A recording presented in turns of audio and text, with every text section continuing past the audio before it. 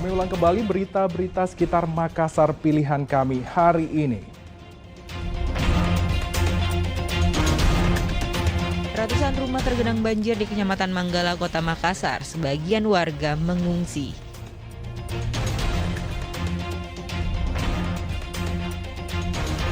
Seorang pemuda tewas terseret banjir sejauh 19 km di Kabupaten Jeneponto.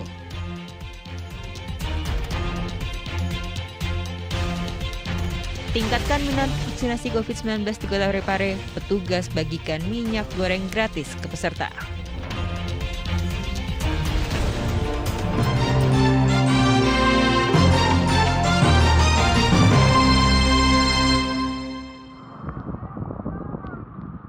Seorang pemuda di Kampung Salurang, Desa Tonrokasi, Kabupaten Jeneponto hilang terseret banjir. Setelah 3 hari pencarian, akhirnya jenazah pemuda itu ditemukan di Kampung Batu Leleng, Desa Panugaya, Kecamatan Bangkala, 19 km dari lokasi ia jatuh. Derasnya air banjir diduga membuat jenazah pemuda 19 tahun ini terseret hingga nyaris 20 km itu.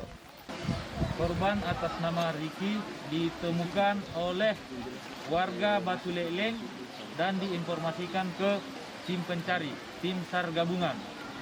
Jadi kita sama-sama menuju ke lokasi penemuan yang sekitar 19 km dari lokasi kejadian.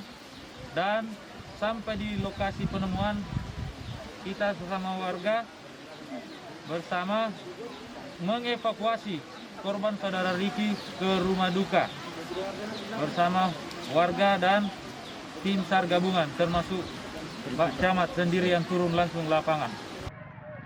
Jenazah Riki kemudian dibawa ke rumah duka dan keluarga langsung menguburkan jenazah ke pemakaman keluarga. Terseretnya korban saat berusaha menerobos banjir setinggi 1 meter yang terjadi 4 hari lalu di desanya. Derasnya banjir membuat Riki terbawa arus, ia pun terseret dari muara sampai ke laut. Zainuddin melaporkan dari Kabupaten Jeneponto.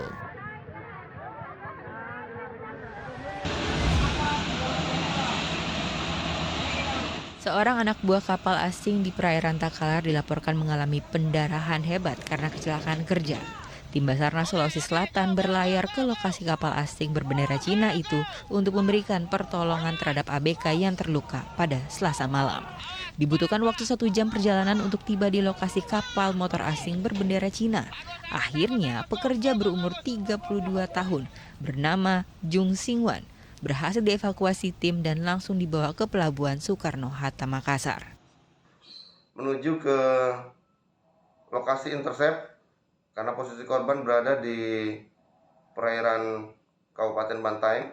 Kami melaksanakan intercept untuk proses evakuasi di perairan Selat Tanah Keke. Alhamdulillah pada malam hari ini korban berhasil kita evakuasi dalam kondisi selamat. Korban dalam kondisi sadar penuh. Kami melaksanakan evakuasi dari perairan Selat Tanah Keke menuju ke dermaga Pelabuhan Soekarno-Hatta, Makassar. Kini ABK yang terluka dirawat di Rumah Sakit Siloam. Kapal asing berbendera Cina itu berangkat dari Myanmar dengan tujuan Morowali, Sulawesi Tengah. Namun saat tiba di perairan Bantaeng, salah satu kapal mengalami kecelakaan kerja hingga menderita pendarahan hebat. Kapal asing itu akhirnya mengirimkan sinyal permintaan bantuan yang kemudian diterima Basarnas Sulawesi Selatan. Suardi Gatang melaporkan dari Kota Makassar.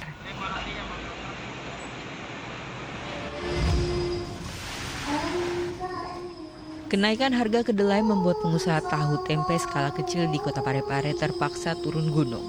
Seperti Nandang Kurnedi, pengusaha tahu tempe ini terpaksa ikut membuat tahu tempe setelah merumahkan sejumlah karyawan karena tak mampu membayarkan upah mereka. Sebelumnya Nandang memiliki 6 karyawan untuk memproduksi tahu tempe. Namun, kini ia hanya memperkerjakan 2 orang ditambah dirinya. Hal ini dilakukan untuk mengurangi biaya operasional usaha padahal gaji karyawan tergolong kecil, tetapi bagi Nandang cukup memberatkan karena harga kedelai tengah melonjak tinggi. Baru karyawan saya kebanyakan saya seteratkan dulu. Soalnya kedelai terlalu melonjak sekali harganya.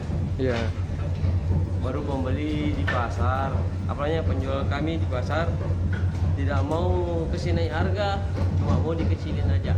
Jadi dikecilkan ya? Dikecilkan. Ini tidak repot Pak, kerjakan sendiri ininya setelah merumahkan karyawan. Ya repot sih, tapi mau diapa lagi kalau begini keadaannya. Demi meminimalisir biaya produksi ya. Iya. Selain mengurangi pekerja, ukuran tahu tempe juga diperkecil. Hal ini juga atas permintaan para pedagang tahu tempe di pasar karena menolak membayar lebih mahal. Kini harga di pasaran mencapai Rp10.000 untuk 8 potong tahu dan Rp2.500 untuk sebuah tempe. Sementara untuk harga kedelai di Kota Parepare mencapai Rp12.500 per kilogramnya yang sebelumnya hanya Rp11.000 per kilogramnya. Suwardi Gatang melaporkan dari Kota Parepare.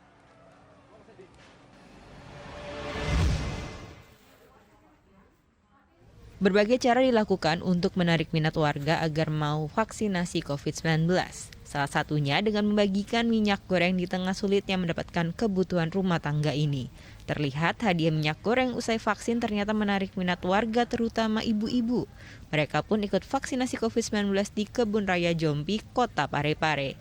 Pemilihan tempat vaksinasi disengaja untuk memberi nuansa alam yang sejuk dan nyaman bagi peserta vaksin. Kepala Badan Lingkungan Hidup BLH Kota Parepare sengaja memberikan minyak goreng bagi peserta vaksin karena sulitnya komoditas ini dicari. Selain itu juga memancing minat warga untuk mau divaksinasi COVID-19. Kita melihat kondisi saat sekarang ini ya, minyak goreng lagi susah, masyarakat lagi banyak membutuhkan minyak goreng, sehingga untuk memaksimalkan pelaksanaan vaksin yang ada di Kota Parepare, maka kami dari Dinas Lingkungan Hidup mencoba istilahnya memotivasi masyarakat untuk mengajak masyarakat untuk mau melakukan vaksin dengan memberikan apresiasi minyak goreng. Yang kedua, kegiatan ini kita laksanakan di Kebun Raya Jompie supaya masyarakat itu merasa lebih rileks, merasa lebih nyaman dan dapat menikmati pemandangan yang ada di Kebun Raya Jompie ini. Kepala Unit Pelaksanaan Teknis UPT Kebun Raya Jambi mengatakan setiap peserta vaksin mendapatkan 1 liter minyak goreng kemasan. Bahwa salah satu memutus mata rantai virus ini adalah dengan vaksin dan tetap menggunakan masker, seperti itu. Ukuran berapa tadi keluarnya minyaknya, Bu? Iya, jadi ada beberapa vaksin yang digunakan, ada Sinovac, ada Pfizer, dan ada AstraZeneca, seperti itu. Kalau minyaknya ukuran berapa tadi? Ukuran minyaknya itu 1 liter. 1 orang? 1 orang, iya. Para peserta vaksinasi COVID-19 menyambut baik terobosan vaksinasi dengan hadiah minyak goreng. Salah satu peserta pun merasa terbantu dengan adanya bantuan ini karena minyak goreng cukup sulit didapatkan. Kalau sekarang minyak goreng gimana Ibu? Susah dapatnya? Ya masih agak susah. Masih susah ya? Iya.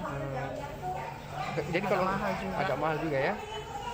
Jadi biasanya kalau dapat beli minyak goreng di mana Bu? Di pasar. Di pasar tapi mahal.